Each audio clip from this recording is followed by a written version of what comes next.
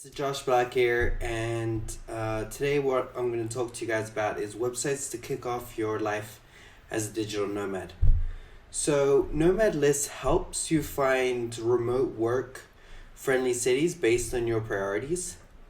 So, because I both work and travel, I choose destinations based on a few important things: fast, reliable internet, good food, general safety, culture, and food. Oh, oops, I said that already.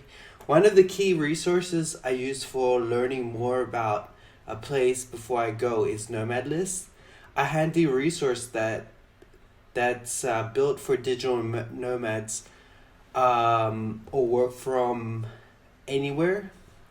So people like myself, a few things have changed since you can customize your search according to finer details such as budget, places without tourists, air pollution, attitude towards LGBT and race, safety for solo female travelers, if you want to be near a beach, and so many more options that matter to the laptop holding traveler. And this is my go-to for getting comprehensive bird's eye view of my work-related travel plans.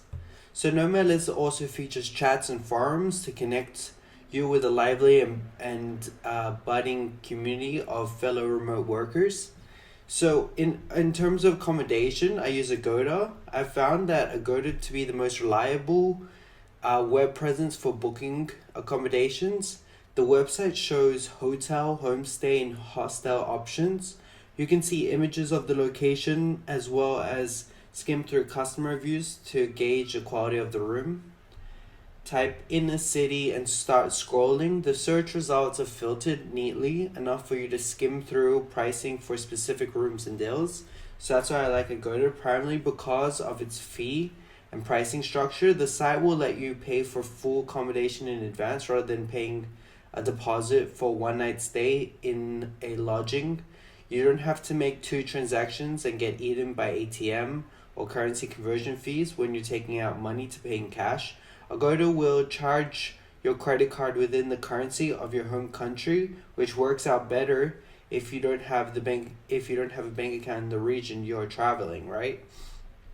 And then tip is try browsing locations on your desktop and smartphone because the site will sometimes list flash deals for specific devices, and you can end up saving quite a bit of money on great places you may not have previously been able to afford.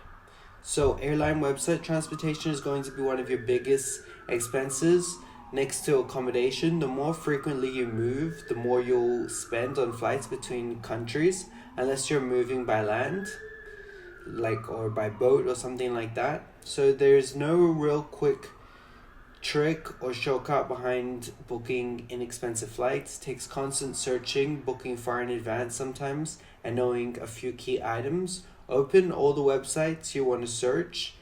Expedia, Kayak, Travigo, Skyscanner is my favorite, and even the specific airline websites for the region you're traveling. Sometimes you'll find a deal within the aggregate booking sites, or you'll still get good pricing on the airline website. It's inconsistent, but looking at everything will give you a sense of where you are, what you are saving pretty much. And if you can use the website's calendar view, you can also get a sense of what days are cheaper to fly.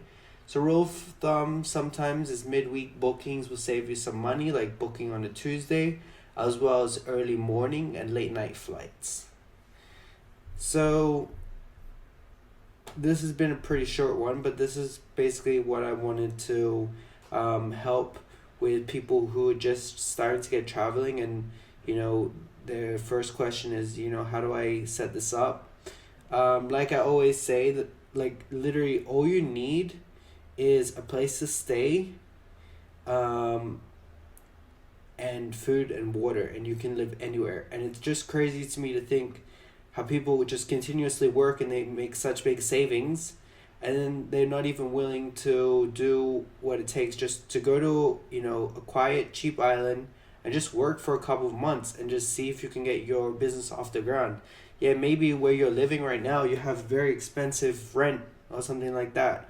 But if you went to a different country, maybe your luck would really turn around because you're able to completely focus and spend all your hours, and you can live very cheap. There's some countries that it's not even $20 a day to live. Like you can literally live on like $5 a day. Like I've seen this kind of stuff, and this is really what's the difference between the people who are succeeding in this kind of age and the people who are just failing like everyone else. So I definitely think that travel is one of the most important things for business, especially if you're in an expensive country. Anyways, that's all for today, and I'll see you soon.